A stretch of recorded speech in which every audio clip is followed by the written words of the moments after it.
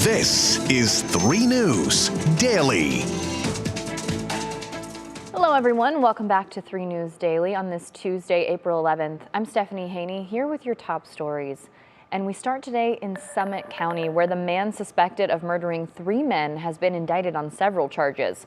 To name a few of those, 58-year-old Elias Gudino is charged with 6 counts of aggravated murder, 3 counts of murder, and 4 counts of kidnapping. This is tied to March 10th when police in Copley and Akron found 3 bodies bound and gagged in 2 different locations. A 4th victim was also bound and gagged, but survived. We have the full details on what led to these charges up on WKYC.com. Now in Carroll County, 3 people have died in a crash on State Route 542 in Monroe Township. The crash happened at around 4:50 p.m. yesterday. Highway Patrol says a Ford truck veered into the wrong side of the road and hit a Honda van. Both of those vehicles then went off the road and into a ditch. Officials say 3 people in the Honda died, including a 16-year-old boy. Police say 2 others were hurt in the crash, but didn't report any details on those injuries. Now this afternoon, we're getting a look at new video showing more of what happened during a police shooting involving a teenager in Solon near an elementary school last week.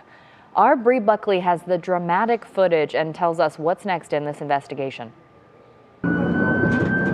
Solon police say the incident last Thursday morning around 10:30 started as an attempted traffic stop.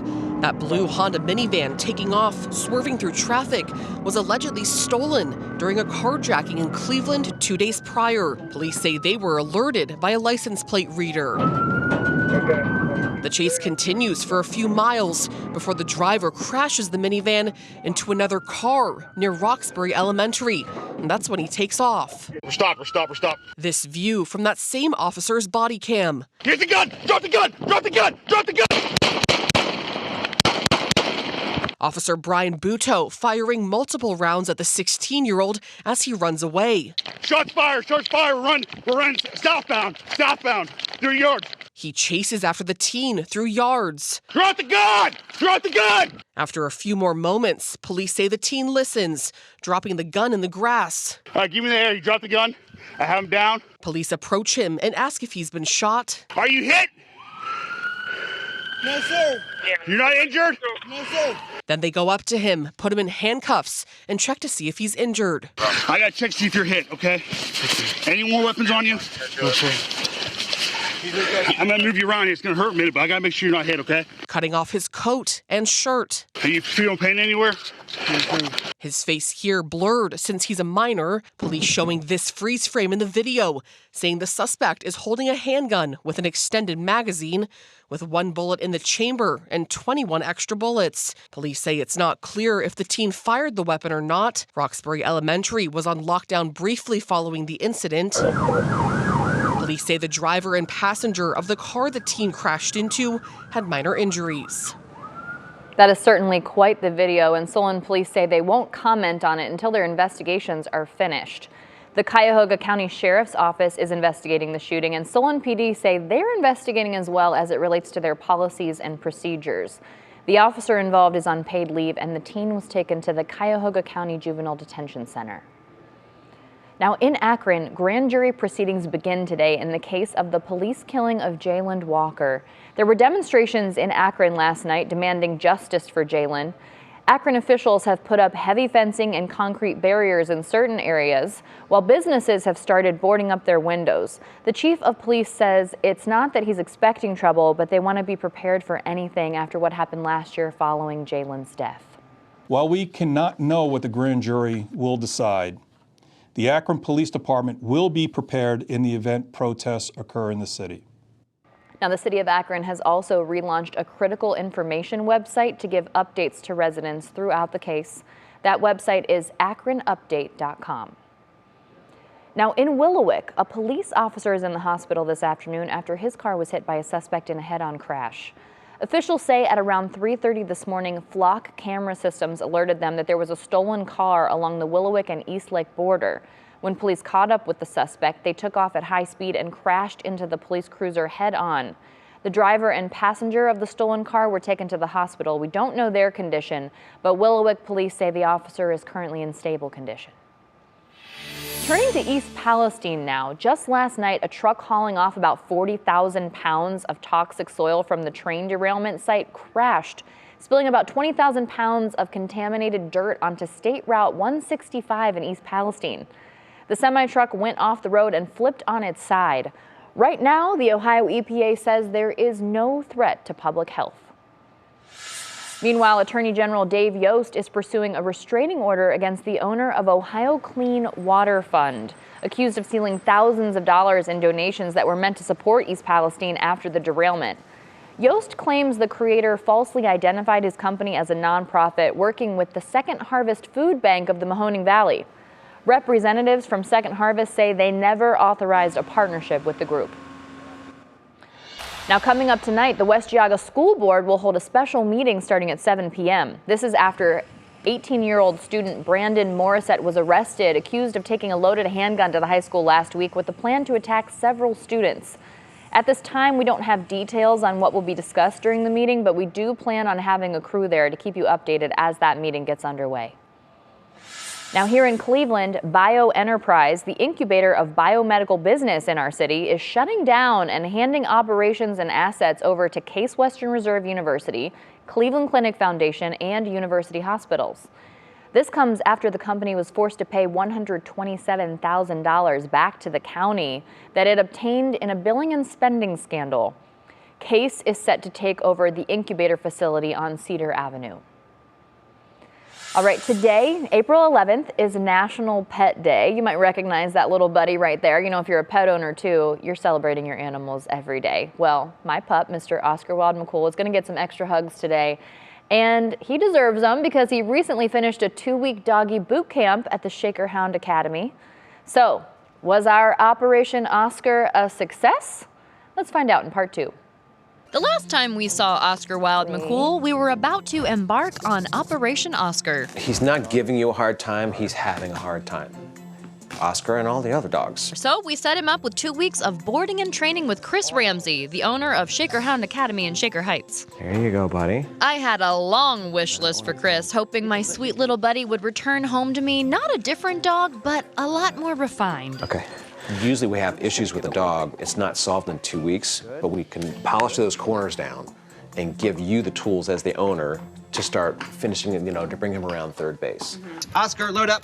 Yes. Oh, perfect. Chris certainly did a lot of polishing with 14 full days of training between the ears. His style of training that focuses on rewarding good behavior with treats. Attaboy. Oscar, come on out. And interrupting, let's call them undesirable decisions. You can mold and fix and create new behaviors with food and rewards and people and toys. You could do so many things I never thought possible until I learned this system. Come on up. It seemed like it was working for Chris, but I was skeptical about what would happen when Oscar the wild man finally came back home. And everybody has different expectations of what they want with their dog. To me, our baseline stuff is like not jumping on people, does not bark at anything that moves. There's things that are like, this is something we have to do. Oscar, go ahead. So how did Operation Oscar go? Yes. Let's take a look. Moment of truth. Eating toilet paper. Toilet paper might be safe. Climbing on coffee tables. Yes. Good boy. Jumping up on everyone who comes through the door. Yeah. And dragging me down the street while trying to chase every car. And a car. Holy cow. What is the biggest mistake that you see people make when they're trying to train a dog? I would say 2 things. One, their timing's off and their consistency is terrible. If you're consistent over, let's say, 2-3 weeks on any given behavior, and you're consistent with rewarding for all the stuff that you like and doing other stuff for the stuff that you don't like, they start to get it. It doesn't happen in 20 minutes, but in 20 days, you can have a serious impact on the dog. We've still got a ways to go, but from where we started, things are definitely looking up. What grade would you give him? So for him, if I do my job right, he gets an A.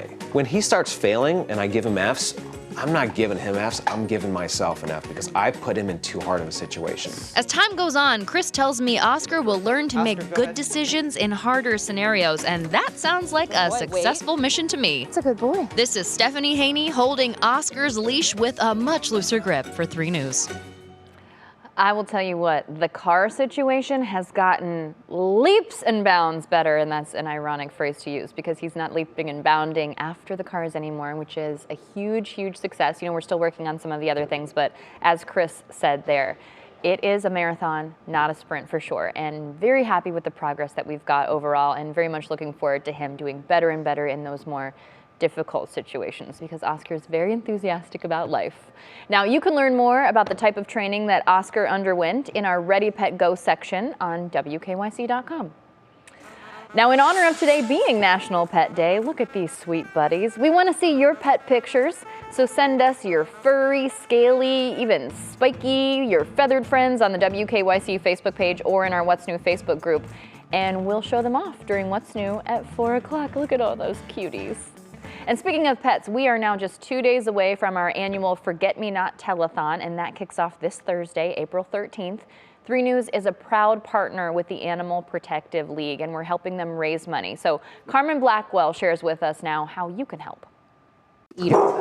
This is Quentin. Unfortunately, as wonderful as he looks now, he didn't come to us that way. A young, sweet pit bull mix now awaiting a forever home. He came to us when our humane investigations team got a call about 2 dogs that were living outside and not getting great care. And giving great care comes with a price, one that wouldn't be possible without support. We don't get government funding, so to have the community support us with donations is how we're able to do the work that we do. The Cleveland APL currently cares for more than 400 animals. The nonprofit solely depends on charitable donations. The Forget Me Not telethon helps to raise more funding to continue special care for hundreds of animals just like Quentin. Because of donations to the community, that we have a humane investigations team that goes out and investigates these reports of cruelty and neglect and help to find their forever homes. Because while the need never seems to end, every donation helps the thousands of animals that will come through APL's doors, giving these animals a second chance. We don't want anybody to think that maybe they don't have enough to give, so it's not worth calling. A couple of dollars will help us vaccinate an animal. Every little bit helps. Now, last year we exceeded our goal of $100,000, so this year we're hoping to set a new record. The Forget Me Not telethon kicks off this Thursday, April 13th. That's at 5 a.m. on Go, and we're going to have live updates from the APL all day long on that fundraising. We'll share the final number Thursday on Front Row at 7 o'clock. And you can donate now, by the way. If you want to do that, go to clevelandapl.org.